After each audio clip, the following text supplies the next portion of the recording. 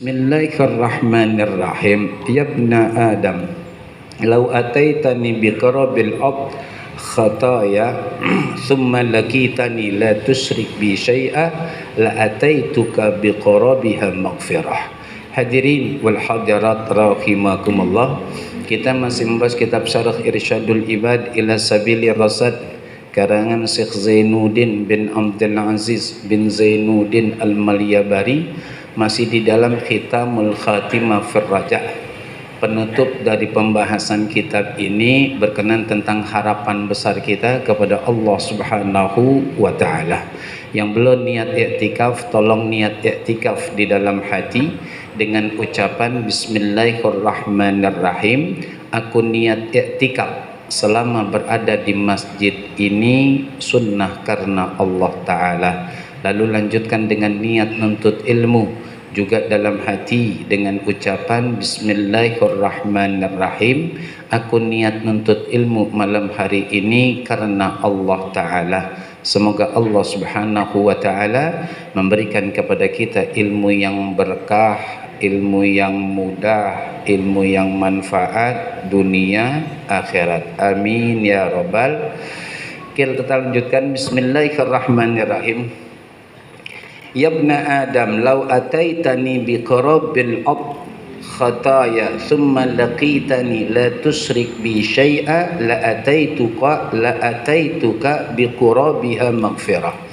Jadi hadirin wal hadirat rahimakumullah, ini lanjutan hadis dari pembahasan 2 pekan yang lalu, masih berkenaan tentang bahwasanya baginda Nabi besar Muhammad sallallahu alaihi wasallam bersabda, Allah Subhanahu wa taala berfirman, ini namanya hadis qudsi, di mana Allah Subhanahu wa taala berfirman, wahai sekalian manusia, kalaulah kalian nanti datang kepadaku dengan dosa sepenuh bumi, kemudian tsumma laqitani la tusyrik bi syai'a, lalu kalian dalam keadaan tidak menyekutukan aku dengan sesuatu, la ataituka biqarabiha maghfirah, maka pasti kata Allah, aku akan memberikan ampunan sebanyak dosa yang kalian lakukan. Jadi hadirin wal hadirat rahimakumullah, Allah udah jelas-jelas banget, gamblang, terang, rinci, detail gitu, nawarin ame kita nih hamba-hambanya yang memang dipastikan pernah berbuat dosa, bahkan pasti sering berbuat dosa.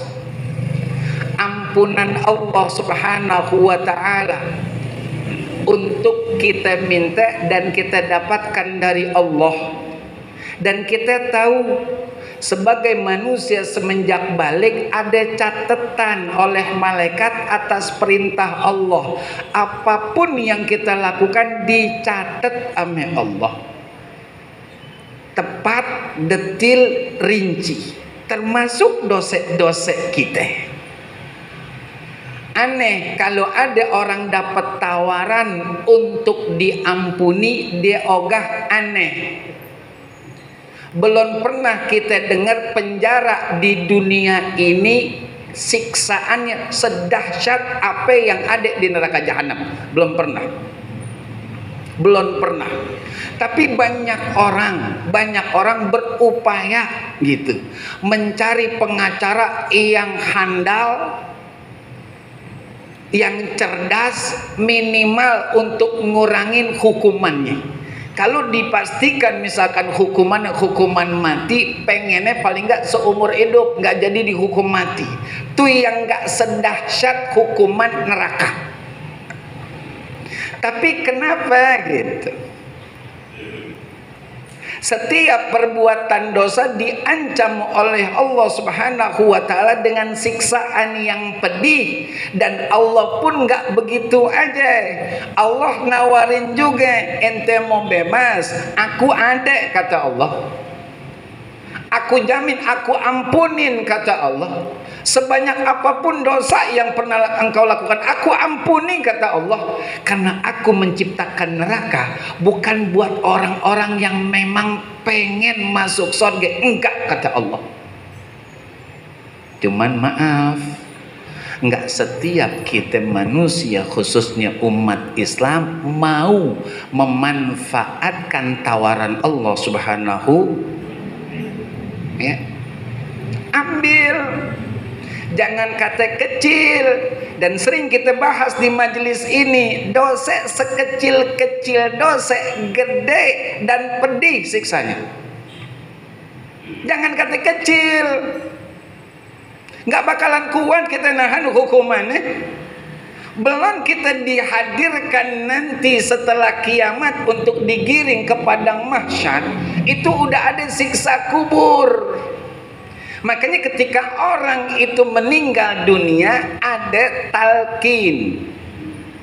Talqin itu namanya ngajarin, nuntun. Salah satu ucapan talqin adalah, wahai hamba dari hamba Allah Fulan bin Fulan, yakinlah yang namanya nikmat dan azab kubur itu hak, alias benar adeknya. Kan gitu ceritanya. Dan kita sering denger itu gitu. Dan kita pasti mati, hadirin. Dan kita mati pasti ke kuburan. Siapa kata Sukron itu tampo mas dua nggak dikubur, nyelam dia.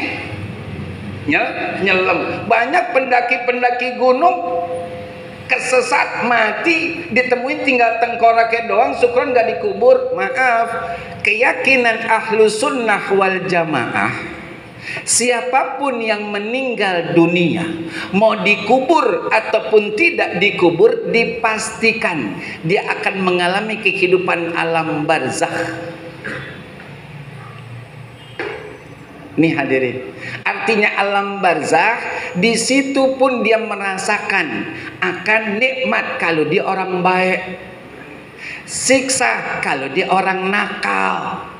Kan kita masih hidup, masih Allah kasih panjang umur. Yuk apa? Yang gak guna jangan kerjain, yang guna aja dah.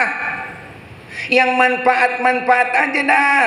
Kan tugas kita hadirin wal hadirat rahimakumullah, yang pertama bersihin dosa yang lalu, jauhin dosa yang baru, itu yang pertama. Yang kedua, longokin amal ibadah kita. Bagaimana keadaannya? Kalau dia udah bagus, bikin jadi lebih bagus. Tuh. Kalau dia kurang bagus, bikin bagus. Ini kan Muharram. Muharram ini bulannya kita hijrah. Al-muhajir man hajara manahallahu anhu atau kama qala Rasulullah sallallahu alaihi wasallam. Orang yang berhijrah, kata baginda Rasul, adalah orang yang meninggalkan segala sesuatu yang dilarang oleh Allah Subhanahu wa taala. Maka kiranya tepat bahasanya, tugas kita adalah membersihkan dosa-dosa yang lalu, meninggalkan dosa yang baru. Caranya bagaimana Sukron? Banyak. Segera istighfar, sungguh-sungguh istighfar, senantiasa istighfar. Itu yang pertama. Yang kedua, banyakin langkah ke tempat-tempat yang Allah redoi, lalu kerjakan apa yang Allah perintahkan. Itu buat gugurin dosa ketika kita masih hidup di dunia. Apa iya Syukur? Iya. Kan begitu kata baginda Rasul sallallahu alaihi wasallam, man tatahhara fi baitihi thumma madha ila baitin min buyutillah liyaqdiya faridatan min faraidillah kanat khutuwatuhu ihdaha takhutu khati'atan wal ukhra tarfa'u darajatan. Barang siapa yang bersuci dari rumahnya, mau laki mau perempuan, wudhu dari rumah tapi bener wudhunya, kan udah ngaji, udah belajar, apa iya kita nggak pakai, apa iya kita nggak amalin, tuh, wudhu dah. Kemudian dia berangkat, tsumma madha ila baitin min buyutillah. Dia berangkat ke rumah-rumah Allah, masjid, musala, majelis taklim. Sukron, kalau masjid benar Baitullah, kalau musala benar Baitullah, kalau majelis taklim kok Baitullah. Setiap tempat yang sering disebut nama Allah dan Rasulullah itu juga Baitullah. Ngapain? Liyaqdiya faridatan min faraidillah. Kita berangkat ke masjid, kita berangkat ke mushola dengan dua kaki kita dan pakai hati juga. Banyak orang ke masjid, ke mushola, ke majelis taklim cuman pakai kaki doang, nggak bawa hati. Maka maaf, pulang dari majelis taklim same. Bener? Ibu-ibu ngangguk. Iya, dia nggak bawa hati, gitu. Cuman bawa kaki doang. Makanya kalau ada guru yang mengajar nggak kena ame dirinya, nggak sejalan dengan kemauannya, gelisah udah. Lame dia nih kalau ngajar ya. Enak juga kaget. Pulang yuk. Pulang yuk. Emang ngapa? Cuman pakai kaki yang dibawa, tapi nggak pakai. Nih hadirin jamaah wal hadirat rahimakumullah, berangkat untuk menunaikan perintah-perintah Allah Subhanahu wa taala. Kalau ke masjid, ke mushola, ke majelis taklim pastinya sholatnya wajib, berjamaahnya sunnah. Kalau ke majelis taklim emang nuntut ilmu, maka saya ngajak diri saya dan seluruh mohon izin ame guru-guru dan para orang tua, juga jamaah yang hadir malam hari ini, yuk gitu ya. Mulai sekarang di mana ada majelis taklim, di situ kita ada. Pastiin itu. Emang kenapa sukron? Kita nggak kekejar khawatir dosa kita untuk kita hapus. Kalau cuma modal istighfar doang. Karena lebih enak nyeritain orang ketimbang mohon ampun akan kesalahan. Ayo dah. Bener? Saya nggak ngeliat ke kanan. Saya udah paham kalau ke kanan dah. Saya ngerti udah saya. Tapi bukan cuma perempuan, laki-laki juga ada yang kayak perempuan, walaupun tulangnya kagak lunak, tulangnya nggak lunak. Nih tuh ngaji, berangkat ke majelis taklim lillah. Emang ngapa sih sukron harus lillah dan harus sungguh-sungguh? Maaf, besok baru kita tahu setiap lembaran kerjaan kita selama hidup dari balik sampai meninggal. Kita nih satu masjid Riyadul Abidin dijamin gak sampai pahalanya. Maka dulu ada sahabat yang meninggal dunia di medan perang, perangnya bersama Rasul dan para sahabat yang lain. Yang lain mengatakan fulan syahid. Kata Rasul, la huwa finnar. Padahal satu tempat, padahal sama-sama angkat senjata, padahal sama-sama takbir, padahal benar-benar mati. Kata Rasulullah, la huwa finnar. Enggak, dia ada di neraka.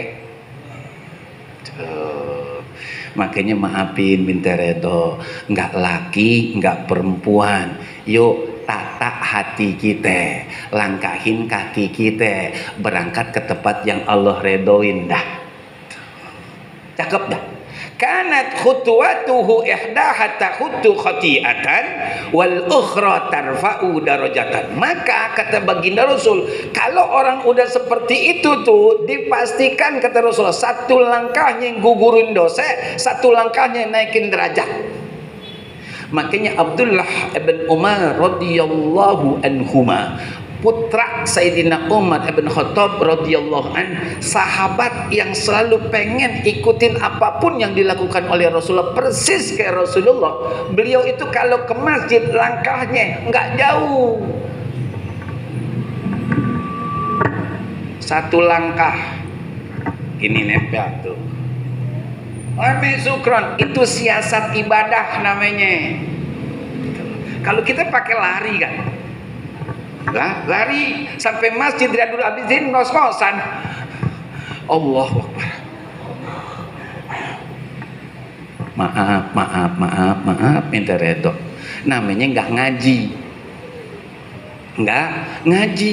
Kata Rasulullah, kalau mau ke masjid jalan aja pelan-pelan, jangan tergopoh-gopoh. Tuh. Apa yang ente dapat itu bagian ente. Apa yang kurang sempurnain. Emang apa syukran? Sebab tetap kita dinilai ibadah oleh Allah walaupun masih dalam perjalanan menuju ke masjid. Ini cakep Islam nih begini. Kita nih, ini kan lagi nggak sholat nih. Kita lagi ngaji nih.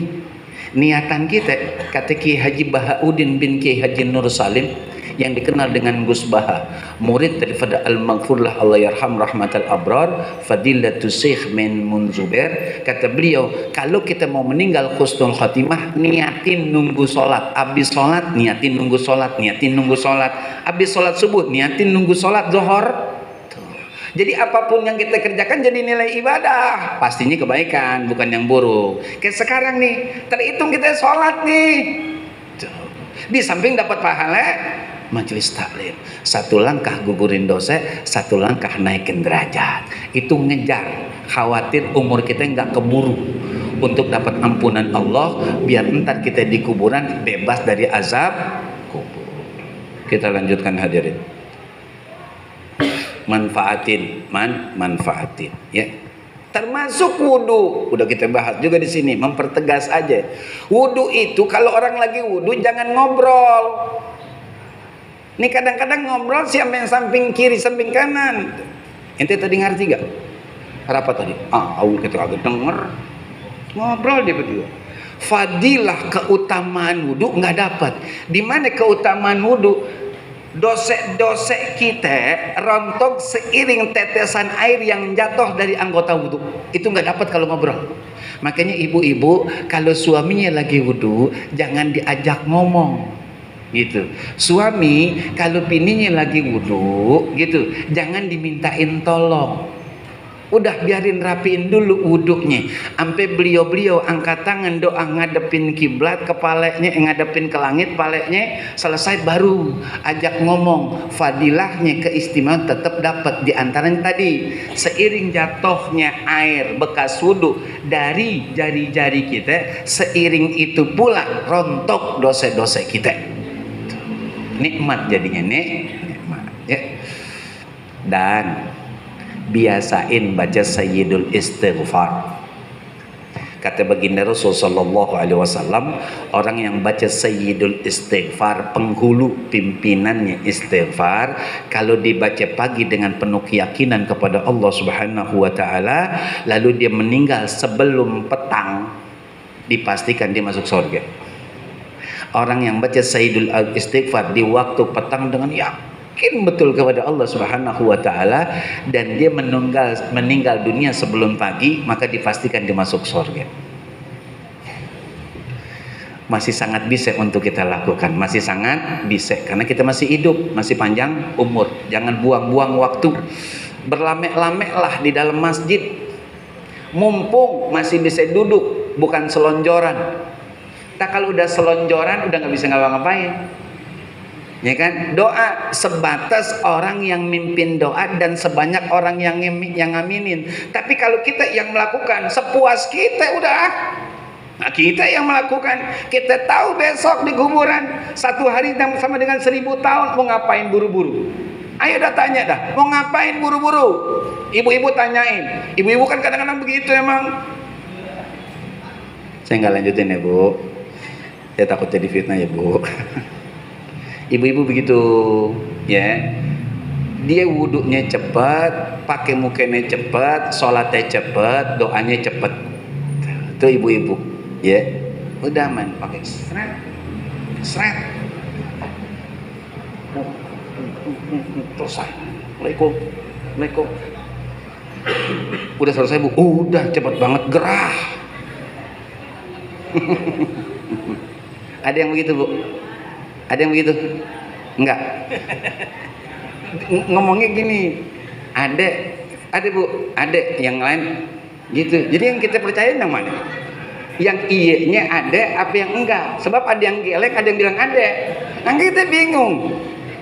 Ya, ibu-ibu tapi bukan ibu-ibu sini. Ibu-ibu sini soleha semua. Kenceng aminnya ya. Kenceng banget aminnya. Mudah-mudahan diijabah oleh Allah Subhanahu wa taala. Karena banyak malaikat ya, banyak malaikat sekarang. Kita lanjutkan.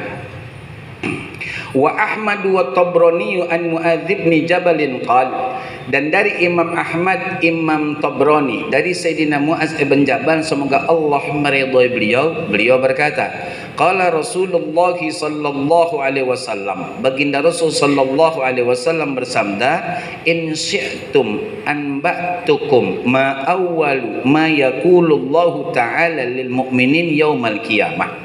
Baginda Rasul sallallahu alaihi wasallam bersabda, jika kalian menginginkan, maka aku akan beritahukan kepada kalian apa kata-kata atau ucapan pertama yang Allah ucapkan bagi orang mukmin besok di hari kiamat. Ini tawaran Rasulullah. Karena Rasulullah tahu dan diberikan pengetahuan oleh Allah yang tidak diketahui kebanyakan orang, gitu. Sama dengan ketika Abdullah bin Mas'ud, singkat ceritanya, itu diketawain oleh para sahabat ketika naik ke atas pohon. Karena Abdullah bin Mas'ud, mohon maaf informasi doang, nggak ada niatan yang istighfar, mudah-mudahan jadi ilmu dan kebaikan.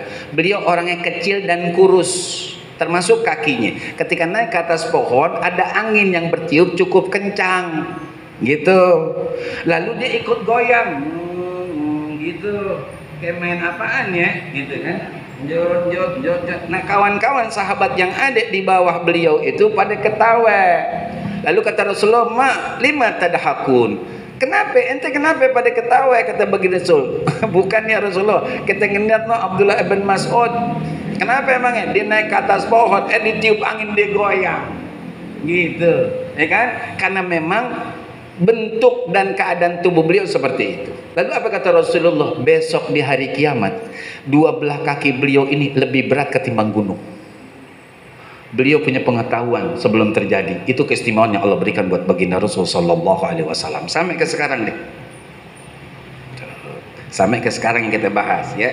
In syi'tum anba'tukum ma awwalu ma yaqulullahu ta'ala lil mu'minin yaumal qiyamah. Jika kalian memang berkehendak, akan aku beritahukan buat kalian apa yang akan Allah ucapkan bagi orang mukmin besok di hari kiamat, dan apa yang diucapkan oleh orang-orang mukmin kepada Allah Subhanahu wa taala. Saya berhenti dulu sampai di sini. Jangan jadi bingung. Syukron, kan ada hadis yang berbunyi awwalu ma yuhasabu bihil abdu yaumal qiyamah min amalihi salatuh fa in saluhat faqad aflah wa anjah wa in fasadat faqad khaba wa khasira. Ya kan, awal perkara yang akan Allah hisab besok di akhirat tentang amal perbuatan manusia adalah ibadah solatnya. Kalau solatnya bagus, faqad aflah wa anjah, sungguh dia beruntung, berbahagia, sukses. Tapi kalau solatnya, ya kan, banyak keburukannya, kekurangannya dan seterusnya, sungguh dia akan rugi dan sengsara. Itu berarti solat. Kenapa di sini sekarang artinya tentang ucapan Allah? Ya akhi, beda. Ini ucapan, kalau itu penghisaban. Jangan jadi bingung. Ini artinya ucapan Allah kepada orang-orang mukmin, bukan penghisaban Allah kepada seluruh manusia termasuk orang mukmin. Biar supaya jelas, enggak kita jadi bingung insyaallah. Lalu dilanjutkan oleh baginda Rasul, wa ma awal mayataib. Kemudian fa innallaha ta'ala yaqulu lil mu'minin hal ahbabtum liqa'i. Allah berkata kepada orang-orang mukmin besok di padang mahsyar, apakah kalian senang berjumpa dengan aku, kata Allah. Saya berhenti lagi di sini. Ya kan? Jawaban kita orang-orang mukmin, ya Rabb, fayaqulun na'am ya Rabbana. Iya wahai Tuhan kami. Saya berhenti sampai sini. Kalau ada yang ditanya sekarang, ada yang mau mati gak? Halo, assalamualaikum. Ada yang mau mati gak? Nggak jelas nih, yang laki dulu dah. Tunjukkan dong ke laki-lakiannya. Lemes banget. Kalau ada yang nanya, mau mati sekarang nggak? Tuh kan saru. Yang perempuan, ibu-ibu minta izin. Kalau ada pertanyaan, ada yang mau mati sekarang? Enggak. Enggak, pasti enggak ya. Yang laki-laki, ada yang mau mati sekarang? Enggak. Pertanyaan berikutnya, ngapain nggak mau mati sekarang? Yang laki-laki, ngapain nggak mau mati sekarang? Mohon maaf bahasanya kalau kurang sopan. Kalau kita berangkat dari rumah, yang tadi itu hadis yang kita bacakan dan kita bahas, ada di sini sorga. Jangan ragu dengan janji Allah lewat hadis Rasulullah. Man kharaja fi talabil ilmi fahuwa fi sabilillah hatta yarji'ah. Barang siapa yang keluar untuk menuntut ilmu, ya kan? Maka dia ada di jalan Allah sampai dia pulang. Kalau kita mati saat menuntut ilmu, atau sedang berangkat untuk ke majlis talim, atau baru pengen pulang dari majlis talim, kita fi sabilillah, alias kita syahid akhirat. Ada yang mau? Masih ada yang nggak mau juga, nggak yakin dengan janji Rasulullah gitu. Pertanyaannya, ngapain nggak mau? Nggak yakin atau takut karena banyak dosa? Nah, ya Bu, kalau kita udah tahu kita banyak dosa, jangan buang-buang waktu, bersihin dah tuh. Bersihin. Kayak kita pastikan besok kita meninggal dunia pakai kain kafan. Tapi maaf, contoh doang, kain kafan kita dekil, noda, bau, asem, nggak enak tuh gitu. Kita tahu tuh kita bakalan itu pakai tuh kain kafannya, kan kita cuci. Itu kan kain kafan masih kita beli kalau tuh kotor. Maaf, itu contoh doang. Artinya siapa yang bisa nuker badan? Ayo tanya. Ayo dah tanya, siapa yang bisa nuker badan? Badan saya. Ustaz Zarkasi, Ustaz Sakarudin nggak bisa nuker saya. Ustaz Zarkasi saya tukeran dah, bagus banget ini badannya tuh. Nggak bisa. Artinya apa? Masing-masing kita bawa badan semenjak lahir sampai besok kita meninggal, sampai besok kita dibangkitkan. Artinya apa? Bersihin dong. Jangan biarin bau. Kalau besok, maaf bahasanya, minta redo kalau kurang sopan, telanjang. Artinya telanjang nggak ada yang bisa ente umpet-umpetin, kelihatan semua udah. Bersihin dari sekarang biar cakep penampilannya besok. Makanya kata-kata di sini nih, ya kan? Hal ahbabtum liqai, apakah kalian wahai orang-orang mukmin suka bertemu dengan aku? Qalu, kita orang-orang mukmin saat itu mengatakan na'am ya Rabbana, iya wahai Tuhan kami. Kita yakin banget, kita pengen ketemu Allah, tapi ditawarin mati tadi ogah. Berarti karena banyak dosa masih. Bersihin. Karena Allah Subhanahu wa taala berfirman, a'udzubillahi minasyaitonir rajim. Faman kana yarju liqa'a rabbih falyamal 'amalan shalihan wa la yusyrik bi'ibadati rabbih. Udah dah, berhenti dah ame kerjaan yang sia-sia, ame kerjaan yang bisa memancing kemarahan, kemurkaan Allah. Udah berhenti dah berhenti. Dah berhenti, ngerem dah tuh. Lalu habis ngerem ngapain? Syukron, lihat ke belakang. Mana yang perlu dicuci, lihat ke belakang. Mana yang perlu diperbaiki, lihat ke belakang. Mana yang perlu ditingkatkan, lihat ke belakang. Nah ke depan itu dia kerjaan kita udah begitu. Nggak ada yang bisa nolong kita kecuali diri kita. Oh syukran, kita ada Rasulullah yang pastinya akan memberikan syafaatul uzma buat kita umatnya. Iya, buat umat yang mana? Mohon maaf, umat yang mana yang akan diberikan oleh Rasulullah? Yang mana? Yang doyan dosa? Kan enggak. Enggak. Kan gitu kata Rasulullah, kullu ummati yadkhulunal jannata illa man aba. Kan gitu. Qila wa may ya'ba ya Rasulullah? Qala faman ata'ani dakhala jannah wa man asani faqad aba. Semua umatku pasti masuk surga kecuali yang ogah. Padahal para sahabat gak paham tuh. Artinya gak paham. Apa iya ya Rasulullah? Ada manusia yang ogah masuk surga. Apa iya? Tuh. Dijelasin sama Rasulullah, faman ato'ani dakhala jannah. Barang siapa yang taat akan anjuran, ajaran, petunjuk, perintahku dari Allah, dia masuk surga. Barang siapa yang maksiat, menentang, membangkang kepadaku, dia nggak masuk surga, dia ogah. Nggak disebutin neraka sama Rasulullah, faqad aba. Berarti dia termasuk orang yang ogah. Ayo kita kerjain dah. Ya kan gitu kok. Allah udah menyatakan gitu. Faman kana yarju liqa'a rabbih. Barang siapa yang pengen besok pengen ketemu Allah, pengen ketemu kekasihnya dengan penuh sukacita, Allah pun ketemu kita dengan rahmat Allah. Kan gitu. Artinya yang kita ini sebagai manusia pengen banget dah, rindu banget dah. Allah pun pengen. Bahkan ada hadis dari baginda Rasul sallallahu alaihi wasallam, kata baginda Rasul, wadidtu anni laqitu ikhwani. Aku pengen banget, kata Rasulullah, ketemu saudara-saudaraku. Lalu kata para sahabat, awalaysa nahnu ikhwanak? Bukankah kami ini saudara-saudara engkau ya Rasulullah? Bukan, antum ashabi, kalian sahabat-sahabatku. Yang aku maksudkan saudaraku, yang aku maksudkan aku pengen ketemu sama mereka adalah orang-orang yang belum pernah bertemu dengan aku, tapi beriman dengan risalah dan aku atas izin Allah. Itu saudaraku dan aku pengen ketemu mereka. Tuh dia. Sekarang kadang-kadang orang mengatakan ahlu sunnah wal jamaah. Gitu kan? Apa sih ahlu sunnah wal jamaah? Orang yang menjaga dan menghidupkan anjuran, ajaran, bimbingan baginda Nabi besar Muhammad sallallahu alaihi wasallam dan selalu ada dalam berjamaah, enggak terpecah belah. Kalau ngaku belum tentu iya, tapi kalau diaku udah pasti iya.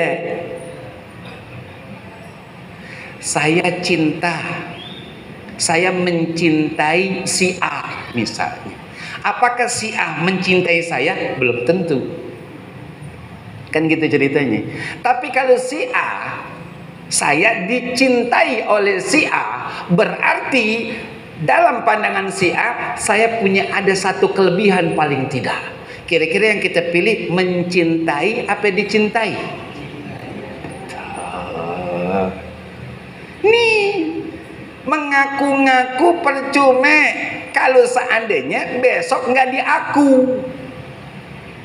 Lebih baik diaku ketimbang mengaku. Sebab kalau diaku di mana aja nggak bakalan dihilangin nama Allah, nggak bakalan dilupain nama Rasulullah. Maka ada sebuah keterangan, hadirin jamaah wal hadirat rahimakumullah, Rasulullah itu besok di akhirat bercahaya semuanya. Dan kita gampang ngenalin Rasulullah. Yang jadi pertanyaan, Rasulullah ngenalin kita gak? Itu pertanyaannya. Kita kan umat Rasulullah benar sering maulid. Maulid sering gitu. Suksesnya enggak. Oh apa iya syukur. Lihat tak kalau nggak percaya. Maulid nih, keluar luar maulid. Ibu-ibu lagi, kalau belum dapat berkat belum pulang. Ibu-ibu sebelah sono, sisi kaget. Kan gitu, bapak-bapak mohon maaf, ayo dah. Apakah setelah ada acara maulid malam itu, subuhnya sebanyak itu? Apakah setelah maulid hari itu atau malam itu, Jumatnya nggak ada yang terlambat? Lalu di mana makna maulidnya? Di mana makna mauludnya? Maulid itu memperingati hari kelahiran baginda Rasul. Kalau maulud itu memperingati sosok mulia baginda Rasul. Lalu yang mana yang kita ambil? Cuman hadir doang? Cuman ngadain doang? Lah, sang sayang banget. Apalagi panitia 2 bulan sebelumnya udah warawiri nyari biaya, capek banget, hasilnya puluhan juta. Bukan main. Teng-tengan bukan judul begini.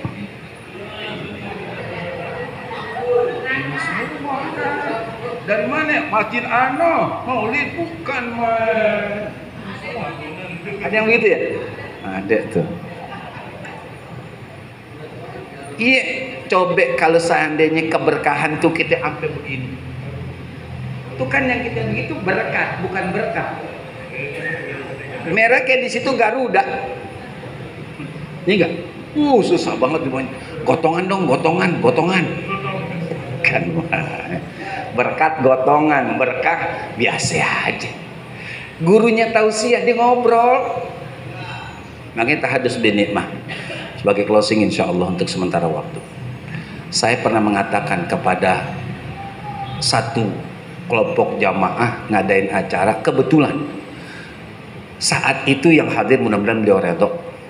Ya Rob, mohon izin beliau guru kita yang mulia Kiai Haji Ahmad Busyari Nafis LCMA. Saya kebetulan hadir di situ dan kebetulan ada terusan. Saya izin sama beliau, izin juga sama Habaib, izin juga sama Kiai Salman yang saat itu ada. Saya berangkat. Ketika mau pulang, pojok sono sekelompok, pojok sono sekelompok, pojok sono sekelompok, minum kopi, ngerokok, ngobrol. Saya bilang, ente buat apaan pada ngundang beliau? Buat apaan? Saya tanya sekarang, saya bilang, buat apaan ente ngundang? Beliau itu ngeluangin waktu buat wilayah kita ya. Bukan mudah itu, padat beliau acaranya, padat kegiatannya. Tapi ketika beliau meluangkan, jangan tolong dong disia-siain begini, jangan dong. Kalau memang ente nggak mau ngundang, jangan undang beliau dan jangan bikin maulid, jangan bikin isra. Ente nggak hormati guru kalau begitu. Mau ngapain ente nyari duit banyak-banyak? Kalau cuman buat modal tongkrongan doang, guru ceramah ente cuekin, habaib datang ente kagak dengerin, buat apaan? Saya bilang, saya sedih, saya bilang gitu. Tolong jangan diulang lagi. Saya jelas ngomong. Saya bilang kalau saya nggak ada lanjutannya, saya temenin kayak Bu Syeri. Beneran saya temenin. Beliau itu mutiara, berlian, bukan paku bengkok. Yang keluar itu adalah nasihat agama supaya kita gampang masuk surga. Kita undang jauh-jauh, kita malah ngobrol dengan kesibukan masing-masing sambil ngerokok, minum kopi. Allahu Akbar, saya kata. Ente nggak merasa berdosa, nggak merasa zolim sama guru-guru. Guru nggak ngarepin diundang, kita kagak ngundang, beliau masih padat acaranya. Tapi tolong dong jangan begini caranya. Beradablah sama guru. Kan banyak yang begitu. Acara yang nggak usah acara besar Maulid Isra Mi'raj, dah tahlilan aja. Gurunya tausiah, assalamualaikum warahmatullahi wabarakatuh. Bawain makanan, bawain minuman, nggak pakai kalau saya mah. Maaf kalau bahasa kurang sopan, berhenti. Buya ngajarin begitu, berhenti kata Buya. Yang masak berhenti, berhenti semua, berhenti kata Buya. Emang apa Boy? Kalau untuk judul ilmu dan keberkahan di sini, ayo dapetin bar. Jangan repot sama urusan konsumsi. Ayo berhenti semuanya. Kalau enggak Buya pulang. Kalau sekarang kita kagak, berkat disiapin, guru lagi tausiah lewat warawiri, ngapain? Makanya maklum, abis tahlilan, abis arwahan, padahal orang tuanya dia sadar kagak. Emang begitu keadaannya. Abis maulid, abis Isra Mi'raj, emang jadi bener kagak. Emang apa? Begitu keadaannya. Guru jauh-jauh diundang. Sebagai closing lagi, mohon maaf izin. Almarhum lah guru kita Kiai Haji Ahmad Rifyan Hidayat LC. Beliau mengatakan, ngapain ngundang guru jauh-jauh, sekian juta kata Kiai Rifyan. Kan guru-guru kampung kita ada dan berbobot. Mereka terlambat, lalu ngisi 15 menit di masjid kita, di musola kita, sekian juta kata Kiai Rifyan. Aneh nih yang gantiin kata Kiai Rifyan, lebih dari setengah jam, berapa ente kasih? Bukan maksud Kiai Rifyan untuk mandingin duit, bukan. Kan gitu, ngapain jauh-jauh, orang ada kok. Ente cuma cari kepopuleran itu dai untuk ngambil jamaah banyak, tapi saat itu doang banyak saat ngaji enggak, saat sholat jamaah enggak, saat Jumat masih terlambat. Puluhan juta tuh ngundangnya, cuma 15 menit. Coba kalau sama guru kita, la ilaha illallah. Makanya Buya Yahya marah banget itu ketika beliau hadir di satu acara. Beliau disebutin, undangan disebutin, guru di kampung yang setiap hari nuntun gak disebutin. Marah kan? Ini apaan kata Bu Yahya? Saya datang baru kali ini. Ini guru-guru yang di depan yang ngajak ente, nuntun ente, nerangin ente, bimbing ente supaya kenal Allah, kenal Rasulullah. Ente nggak hormatin, kebangetan ente kata Bu Yahya. La ilah, nih kita umum ya, mohon maaf. Nih kita nih. Cuman demen foto ame salaman doang. Ilmunya mau begini terus kan enggak. Harus kita berubah. Masih ada kesempatan dan peluang dari Allah. Bersihin dosa, lempengin niat, cari Allah, dapetin rahmat, amired Allah insya Allah. Al-Fatihah. A'udzubillahi minasyaitonir rajim. Bismillahirrahmanirrahim.